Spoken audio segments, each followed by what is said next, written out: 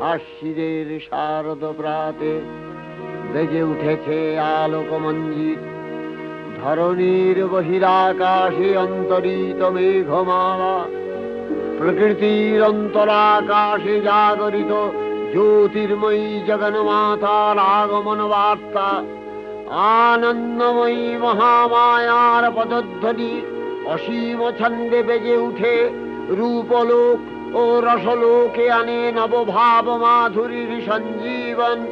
তাই আনন্দিতা শ্যামলী মাতৃকার চিন্ময়ীকে মৃন্ময়ীতে আবাহন।